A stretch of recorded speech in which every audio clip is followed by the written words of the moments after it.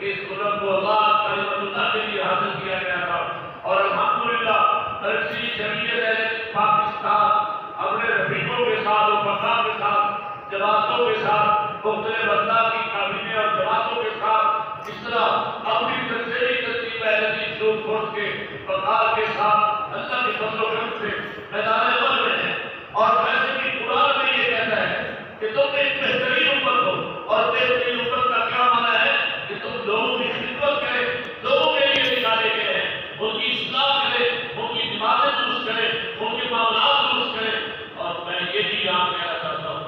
کہ مسلک اہل حدیث پر حضرت علامہ احسان الہی شہید نے، علامہ پروفیسر سعد میر رحمہ اللہ نے بہت بڑا احسان کیا کہ ہمارے نوجوانوں کو ایک پلیٹ فارم مہیا کیا، مگر نہ ہمارے نوجوان کی پھٹکے ہوئے سارا دن صحتوں کے دروازے پر کھڑے ہوتے، ان کو کام کا طریقہ دیا، ان کے عقیدے کو درست کیا، اللہ اور اس کے رسول کے بارے میں اگر تم یہ کام کرو گے تو تمہارے لیے بہت بہتر ہوگا۔ لیکن اس تمام تر کام کو صرف للہیت کے لیے، اللہ کی رضا کے لیے کرنا ہے۔ ہم کیا کرنا، ہمارا کوئی مقصد نہیں۔ میرے خیال بیٹھے آپ ان سے پوچھے، ہم اس سب میں سے کوئی جذبہ نہیں،